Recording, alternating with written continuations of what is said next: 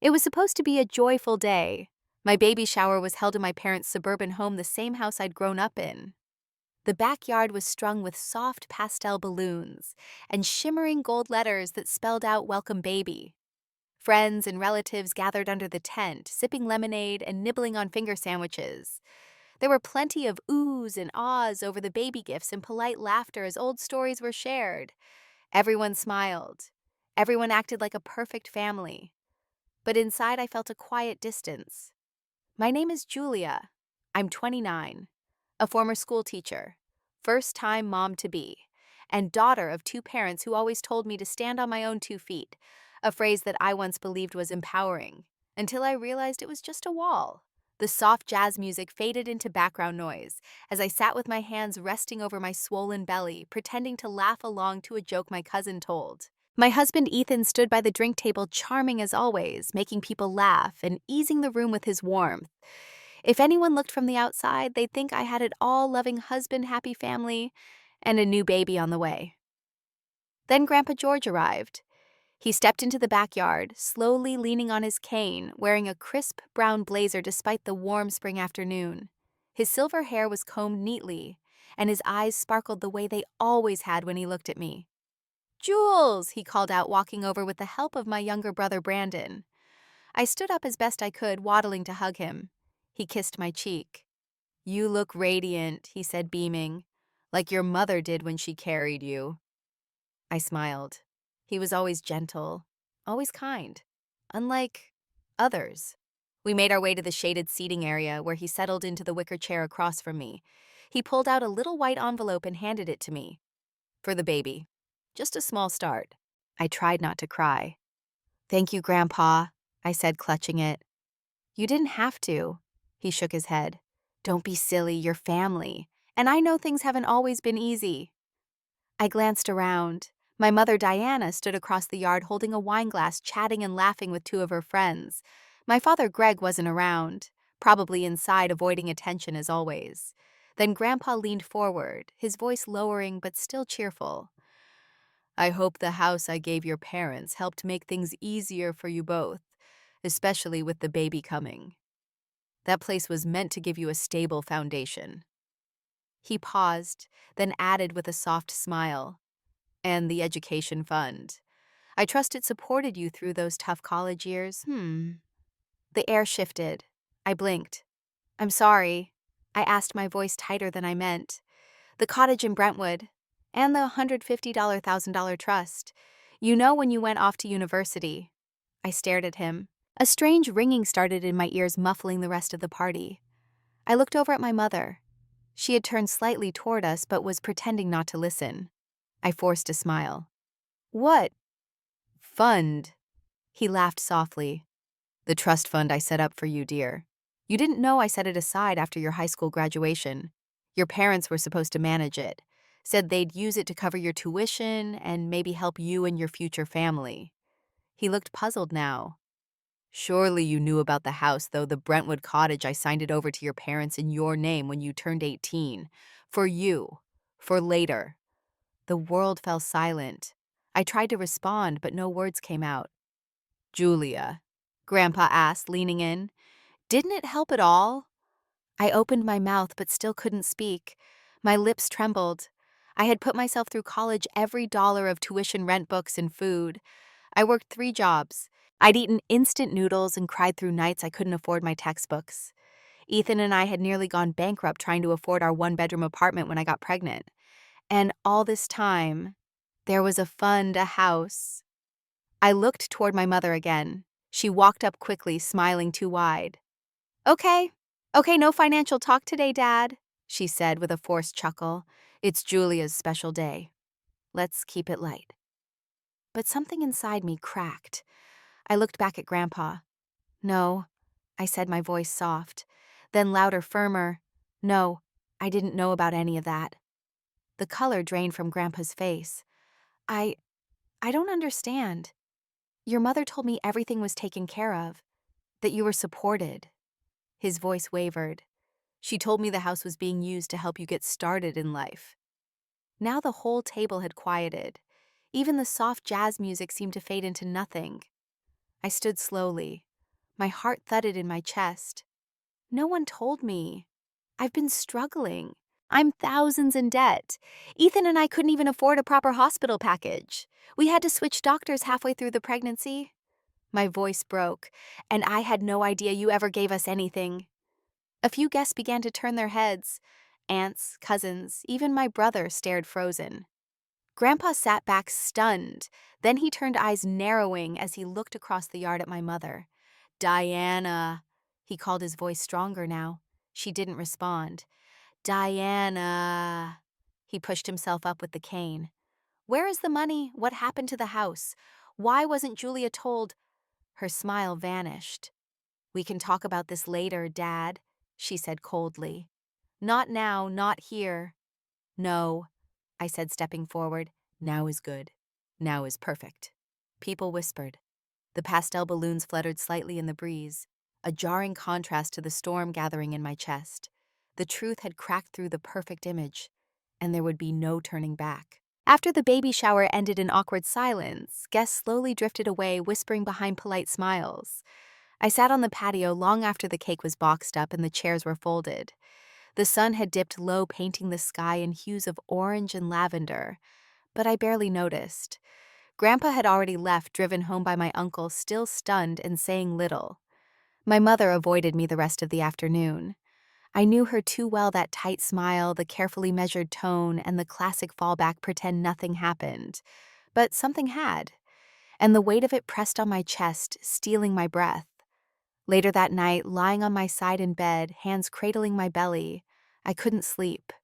The baby kicked once, then again, like she could feel my unrest.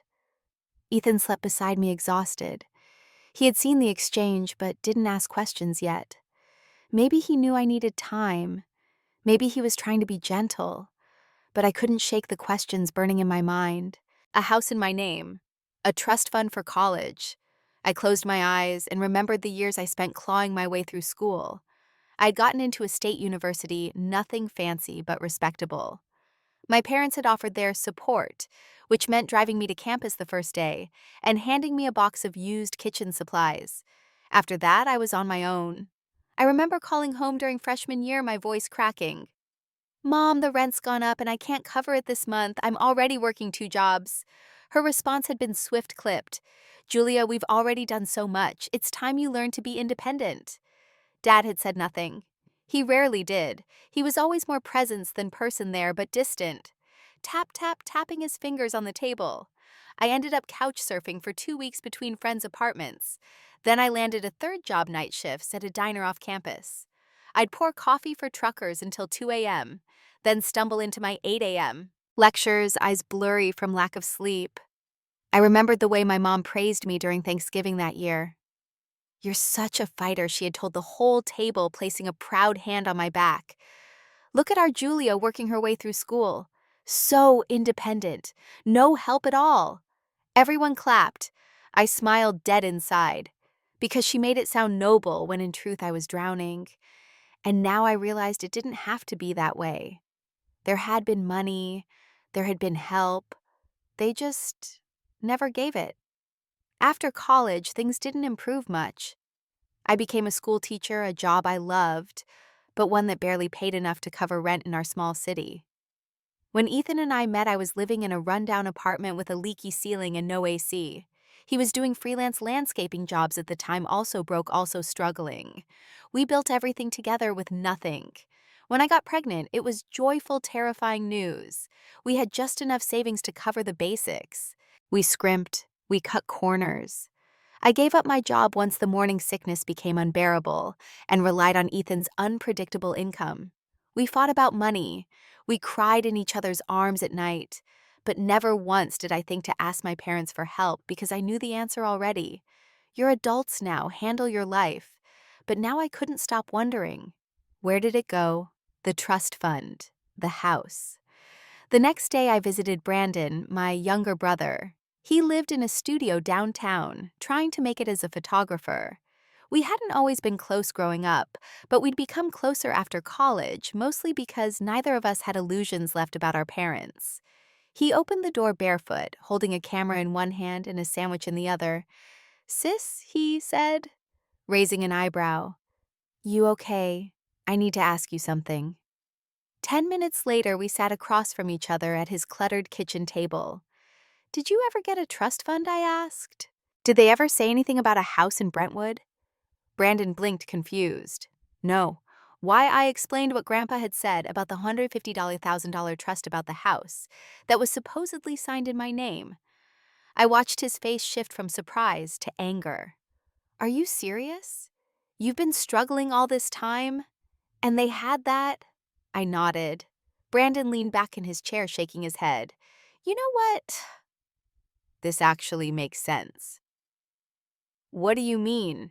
He exhaled. A few years ago, I overheard Mom on the phone talking to someone about real estate taxes. She mentioned the cottage in Brentwood, but when I asked her about it later, she said it was some investment property she and Dad flipped years ago. She brushed me off. And you believed her? He shrugged. I was 22. I was trying to survive. I didn't want to rock the boat. Neither did I. For years, I had accepted their coldness as normal, their indifference as tough love. But it wasn't. It was calculated. And now, I needed to know the truth.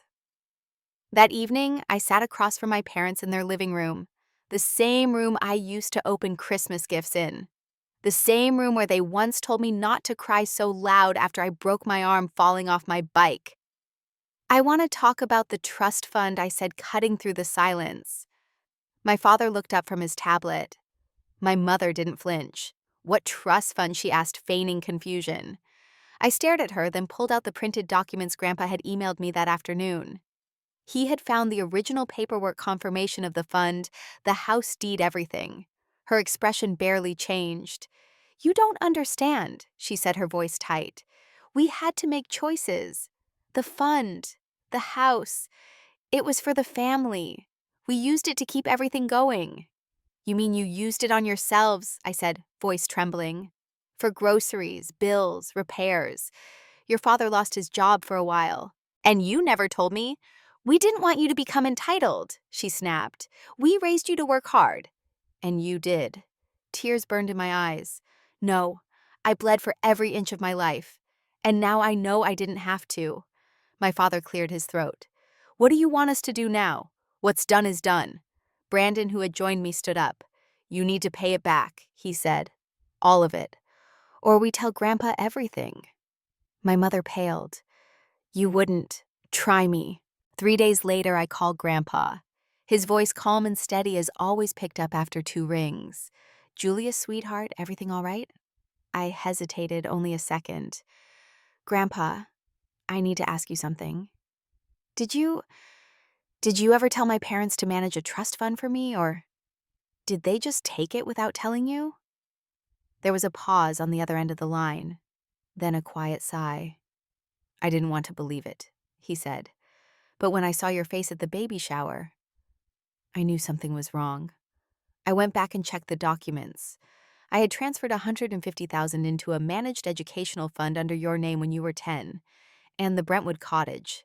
That deed had your name on it too. I gave it to your parents to manage until you turned 21. They never told me, I whispered. Silence. Then his voice low and heavy. Then they lied. To you. And to me. I could hear the pain in his voice. Grandpa had always believed in family. He saw it as a sacred thing. For him to admit betrayal, it meant the world had shifted beneath him. I'm flying in, he said, this Sunday. That Sunday, the sky was overcast. Ethan stayed home. He knew I needed to do this on my own. Grandpa arrived at noon. I met him outside my parents' house. He was dressed in his usual wool coat, despite the spring chill, and his eyes were sharp behind his glasses. Together we walked in. My mother was setting the dining table. My father sat on the couch flipping through a magazine. Dad, she said, her voice faltering. What are you doing here? Grandpa didn't answer. He just walked straight to the living room and sat down, hands folded. You know why I'm here, he said evenly. My father looked up. His face was unreadable, but his foot tapped fast. Nervous. You had one job, Grandpa said. Protect your children's future, not steal it. That's not fair, my mother said, setting the fork down with a sharp clang. We did what we had to do. That fund was not yours, Grandpa cut in.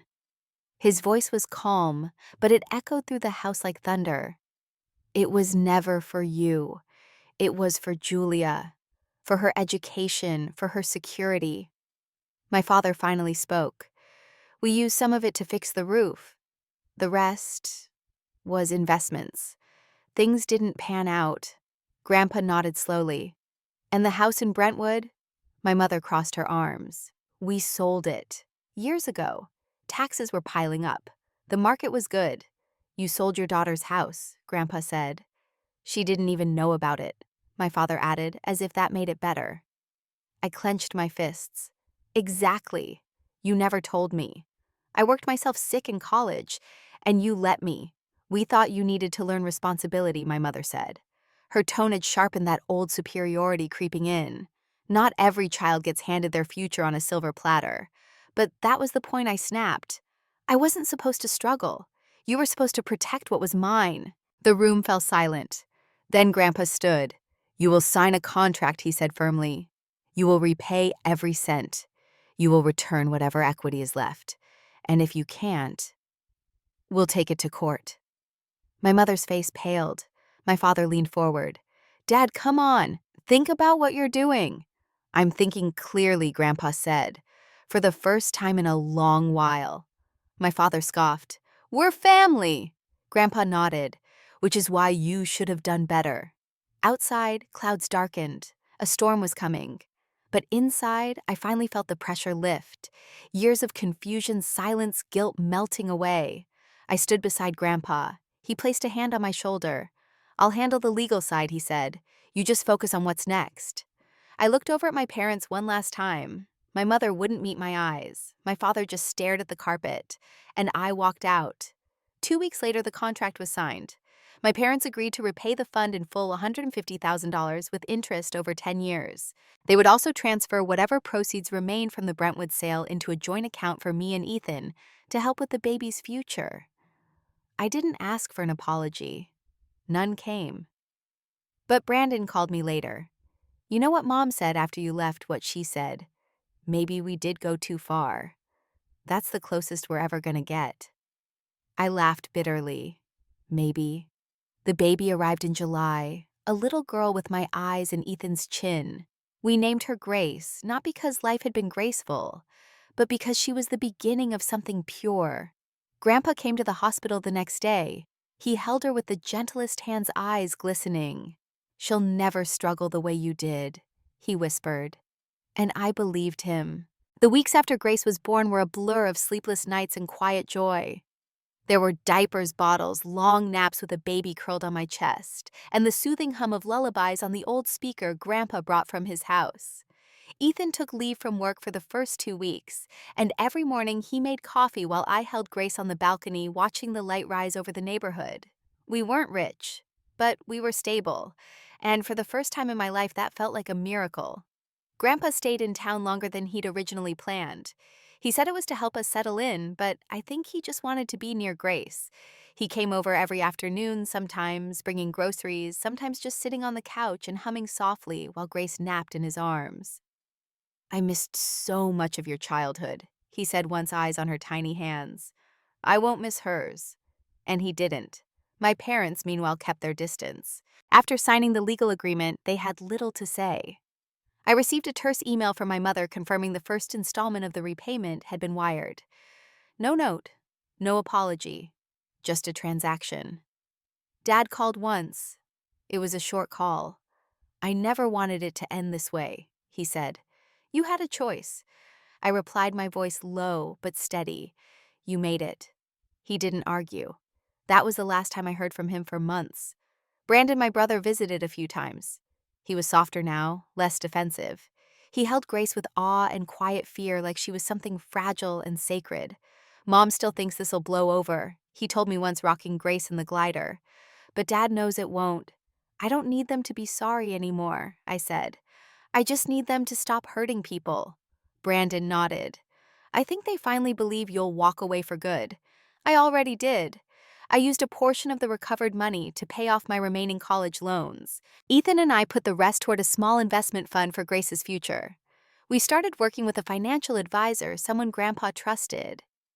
And slowly, for the first time in my life, I learned how to feel safe with money. But the biggest shift wasn't financial. It was emotional. The guilt that had wrapped itself around my shoulders for years. Guilt for not being grateful enough, for asking too many questions, for ruining the peace it began to unravel. I saw clearly now that none of this had been my fault. That fall, Grandpa helped me apply for a part-time graduate program in education. It was something I'd always wanted to do, teach literature, maybe become a counselor one day. But I'd buried that dream years ago under the weight of bills and fear. Now I started again, slowly, but with conviction. Some nights while Grace slept, I sat at the dining table reading poetry for class. Ethan would be on the couch with a book, the apartment warm with soft music playing. We didn't talk much on those nights. We didn't have to. We had peace. One Saturday afternoon, we drove out to the coast with Grandpa. The sky was clear and the ocean shimmered. We laid a blanket on the grass, and I watched as he held Grace in his lap, showing her how to tear pieces of bread and throw them to the seagulls. "You think she'll remember this?" he asked. "No," I said, smiling, "but I will." It was hard still sometimes. There were nights when I woke up sweating from dreams of my mother's voice sharp and cutting. There were times I saw pictures of my parents on social media smiling at some event, living their life as if nothing had happened, and felt the familiar pang of betrayal. But those moments passed quicker now, because I wasn't living in reaction to them anymore. I was building something new. At the end of October, Grandpa flew back home for a few weeks. He promised to return by Thanksgiving. On the day he left, he pressed a folded letter into my hand at the airport. "Don't open it now," he said. "Wait until you need it." I waited 2 weeks. It was a gray Thursday when I finally opened it. Grace had just gone down for a nap and the house was quiet. Inside was a short note. "Julia, you are the best of all of us. You saw the truth and didn't flinch. You stood up when others stayed silent. You were forged in fire and now you shine. I'm sorry I didn't protect you sooner, but I'm here now, and I always will be, with pride and love, Grandpa." I cried harder than I had in months, but it wasn't the same kind of crying. Not grief, not anger. It was release, and it felt like healing. When people see my life now, they assume I've always had it together. They see a woman with a calm home, a supportive husband, a beautiful daughter, and think I must have grown up surrounded by that kind of love. But the truth is, what they see now is not what I had. It's what I chose to build from ashes. It's what I fought for with truth and stubborn hope. And most of all, it's what I learned to protect from people I once thought I owed everything to. I still don't talk to my parents much. They've repaid part of what they owed, but not all. And I doubt they ever will. The money doesn't matter anymore. What mattered was finally calling things what they were. Not mistakes, not misunderstandings, but betrayal, and choosing to break the silence. For anyone reading this, especially someone who's been quietly surviving brushing pain under the rug, because that's what families do, I want to say something clearly. You are not wrong for asking questions. You are not ungrateful for wanting the truth. And you are not selfish for protecting your peace. There is no medal for suffering in silence. There is no prize for loyalty to people who use love as leverage. And no family, no matter how respectable or charming they seem, has the right to withhold your future. It took me years to understand that love and control can wear the same face, that manipulation can sound like concern, that guilt can come wrapped in a gift, that silence isn't always peace, sometimes it's fear, and sometimes to build a real future, you have to burn down the lies you were raised on. It's terrifying, but it's also sacred, because the moment you step out of that darkness, the moment you say, "This isn't okay," everything changes. The light doesn't come all at once. The pain doesn't vanish in a day, but you begin.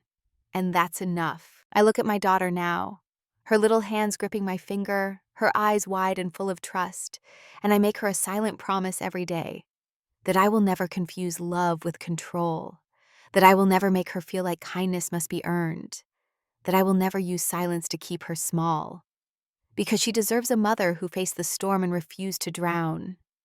And more than anything, she deserves to grow up knowing that truth isn't something to be feared, it's something to be honored. My grandfather taught me that, in his quiet way. He didn't scream or shame, he didn't demand revenge. He just stood with me and believed me. He reminded me that even when people fail you, love can still show up. That not all family wounds stay open forever. That some legacies can be reclaimed. And that sometimes the most powerful thing you can say is, "This ends with me." So if you're reading this and wondering whether you should speak up, do it. If you're scared to call out the lies, do it anyway. If you feel like you're walking away from the only people you've ever known, walk. Because there's a different kind of family waiting for you on the other side, the kind built on truth, not control. And there's a different kind of peace, too. One that doesn't cost your dignity. One that doesn't make you question your worth. One that feels like finally coming home to yourself.